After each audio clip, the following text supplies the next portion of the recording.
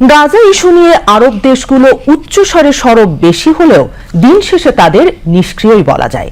যুক্তরাষ্ট্রের সঙ্গে সবারই পারস্পরিক ব্যবসা বাণিজ্য, অর্থনীতি এবং প্রতিরক্ষা চুক্তি রয়েছে।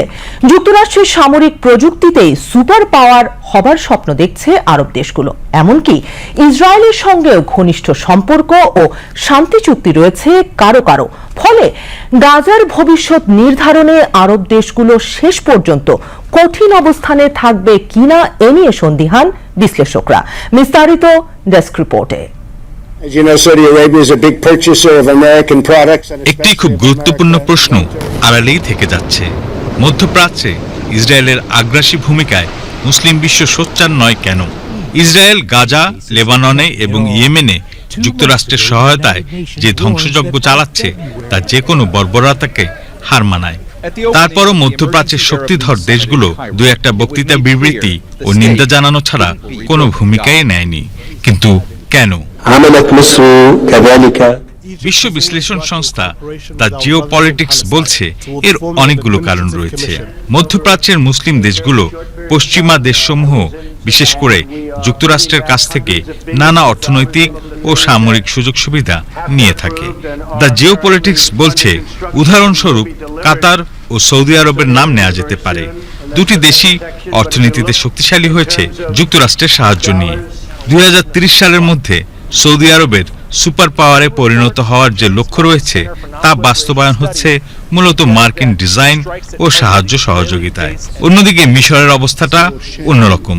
মিশর বিভিন্ন সময়ে ইসরায়েল হামাস যুদ্ধবন্ধে মধ্যস্থতাকারীর ভূমিকা অবতীর্ণ হয়েছে, কিন্তু কয়েক দশক ধরে মিশর যে ইসরায়েলের সঙ্গে তথাকথিত শান্তি চুক্তি করে বসে আছে সে কথা অনেকেই ভুলতে বসেছে।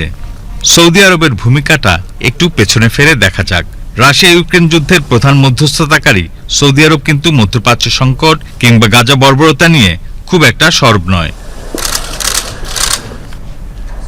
বিশ্ব বিশ্লেষক অ্যালেরিও ওমারি বলেছেন, আরব দেশগুলো কোনো না কোনোভাবে পশ্চিমা দেশগুলোর উপর বেজায় নির্ভরশীল, আর পশ্চিমা দেশগুলোর সঙ্গেই আরব দেশগুলোর সিংহভাগ বাণিজ্য পরিচালিত হয়।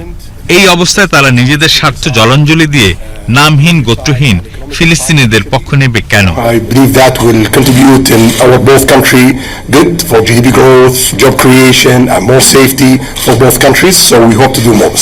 1967 সালে ইসরায়েল মধ্যপ্রাচ্য যে 6 দিনের যুদ্ধ বেঁধেছিল সে অভিজ্ঞতা তো মোটেই ভালো নয় আরাবিয়ানদের জন্য।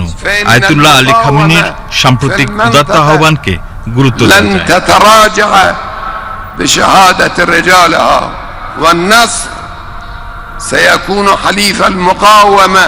ফার্সি বছর 1404 শুরু উপলক্ষে ভাষণে খামেনি মুসলিম বিশ্বকে একযোগে ইসরায়েলের বিরুদ্ধে রুখে দাঁড়াতে উদাত্ত আহ্বান জানিয়েছেন। কিন্তু ইরানের এই আহ্বানে মুসলিম বিশ্ব এগিয়ে আসবে বলে মনে হয় না, কারণ গাজা প্রশ্নে ইরানের সশস্ত্র বিদ্রোহী গোষ্ঠীগুলো ছাড়া সরকার অতীতে তেমন একটা সোচ্চার হয়নি। আর যদি আরব লীগের কথা বলা হয় তাহলে বলতে হবে এটা সত্যিকার অর্থে শেখদের অবকাশ যাপন ও আলাপ আলোচনার ছলে আড্ডার জন্য একটি উৎকৃষ্ট platform.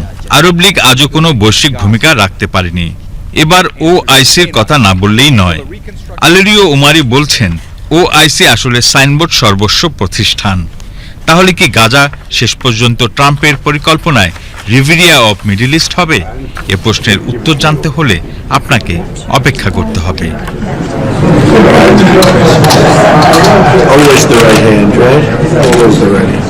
International desk, BTV news.